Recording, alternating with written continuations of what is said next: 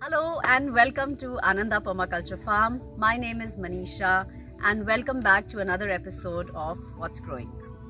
We are back here in the Bell Garden after a couple of months. I think I last took you around this garden in episode 6, which was in August of 2020. Today is the 10th of December. It's about 19 degrees Celsius. It's getting a bit cold. And of course, the things that we are growing in the Bell Garden have changed since you last visited it. Remember the last time you were here, I plucked a big pumpkin out of here to take it as a gift from my mother-in-law. Today we'll walk around and see what it is that I can find today to take for my mother-in-law yet again. Okay, so to tell you a little bit about the Bell Garden in case you haven't been here before, the Bell Garden is a tiny garden. It's about 30 by 30 feet, so around 900 square feet. And we've divided it into 4 small beds and then a big bed on the periphery. And let's get started by walking around the periphery and seeing what's growing there. So come, let's take a look here. So what I've done is I've tried to use the fence in the most sort of effective manner, and I've planted peas just next to the fence. So you can now see that these peas have actually taken hold of the fence. The plant is growing big, and in my experience, if you let the pea plant climb up over a fence, it actually, spreads out, becomes far bigger than if you're just doing a plantation, in a field or a bed, and it gives much more fruit than it does otherwise. So I've used this fence to plant all the peas on the periphery.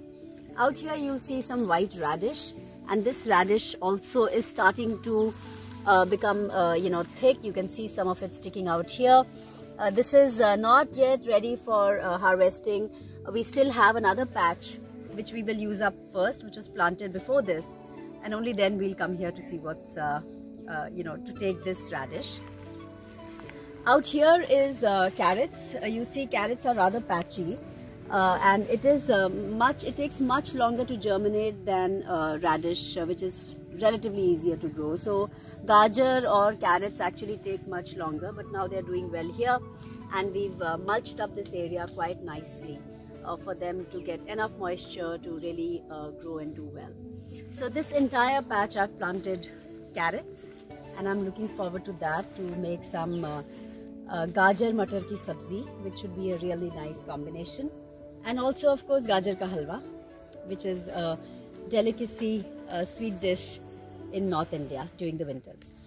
So you'll see the peas continue to do well. What I've done now is, wherever I've found gaps in my pea plantation, I've planted fresh seeds of peas as well. So while these peas grow up, there'll be another smaller plant climbing up as well. And that way I'm stacking and using the fence for maximum efficiency. Here you'll see some red radish.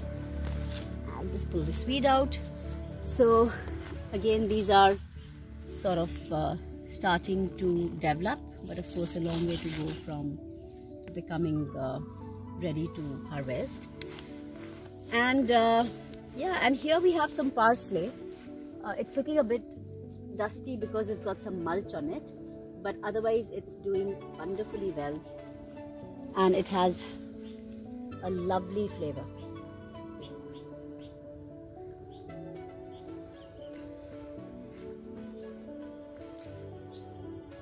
In fact, you know what? It's not parsley, it's celery, which I just realized after nibbling on it.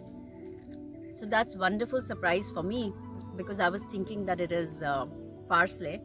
Now that I know it's celery, it's a different flavor altogether.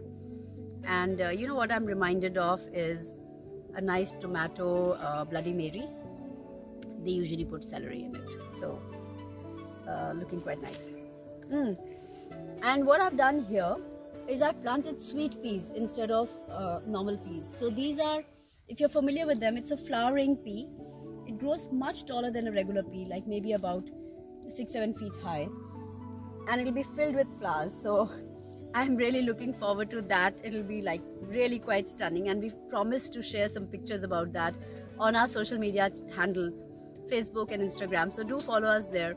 I think you should be able to see a lovely picture of this maybe in about 6 weeks or so. Moving on, this is lettuce. Again, it's doing really nicely. This is not iceberg. I think it's romaine. Well, you know, we don't care about the name really, because it's really nice and crunchy to eat. What we do is we keep taking the older leaves out and the newer leaves keep growing in the center. So some nice lettuce here. Oh, look at this. These peas have started to form pods. That's beautiful. This is the first plant I'm seeing with pea pods on them. So clearly we are getting closer to having some peas harvested out of this patch. This is some self-seeded mustard just growing on its own, probably from seed from last year. In fact, this year we've had to remove mustard from various beds. It's become like the weed that's growing naturally, and we don't want it because some places it's conflicting with what we've planted. But look at this, the beauty that, you know, there was a time that we used to have Congress grass growing everywhere, and now we have mustard growing everywhere. Well, we are not complaining. So some arhar, which was quite small in August, but now has flowered and is also started forming pods. So you will see this will be ready to harvest only in March or April as the season turns and we have the summer setting again. This is some beautiful bok choy, and I gave some to my mom-in-law the other day and she was really happy with it. So actually I'm just going to take a little bit more of this out today for her, because I think she'll like having some more bok choy, which can simply be chopped very coarsely and sauteed with some olive oil, garlic and a little bit of soya sauce, and it tastes absolutely divine and is also very nutritious. Okay, what else? So more arhar here. Well, clearly I've planted this at the wrong place, but let's see, hopefully it won't become too much of a shrub, a big bush, and I'll be able to manage it. I have some more lettuce here, which I think is of a different variety. I have yet to figure out which one is romaine and which one is iceberg and which one is some other variety, but this is some other type of lettuce which is also quite nice. You can see that the leaves are more stiff, much more narrow and erect, but nevertheless it's great lettuce too. Okay, on my left here is capsicum. You would have seen this in the last video, so it's been going strong since August. There are a couple of good capsicums here growing here at the bottom here. Just waiting for them to become a little bit bigger, then I'll be able to pluck them. And I've just probably need to prune these a little bit also. But yeah, it's like a perennial going strong. And finally the Thai basil. You remember we planted this earlier in the summer, and to be honest, I don't know what to make of it. It's become really big and unwieldy, and I have to tie it up. It's looking a little bit like what shall I say, you know, a ghost. It's just like falling here and there, and it got the blooms, so I thought that probably this is going to be the end of its life, but doesn't seem to be happening. It's continuing to do well, continue to get new shoots, so maybe I just need to prune this dramatically. If you have any suggestions on what I should do with my Thai basil, do drop those in the comments section, because I could do with some help on how to manage my Thai basil.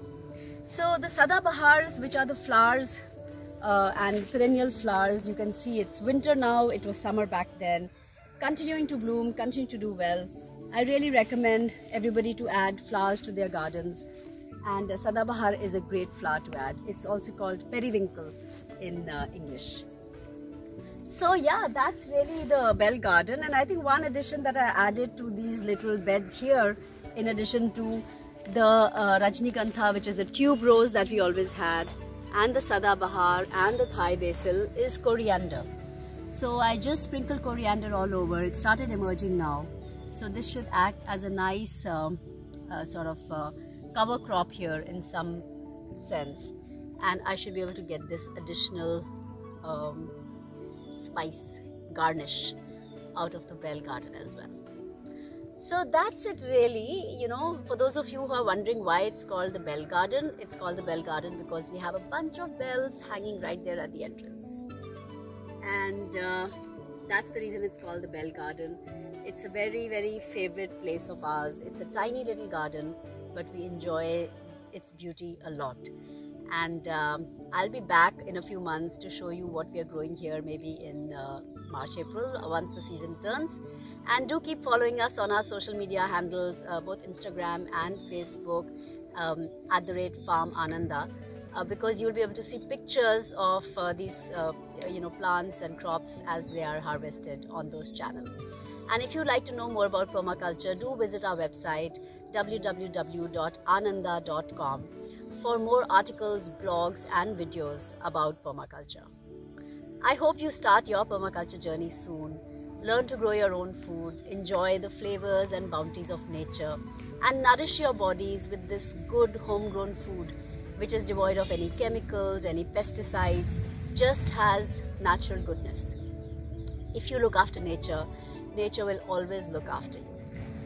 That's it from me. Have a lovely day ahead and see you again in a bit. Bye-bye.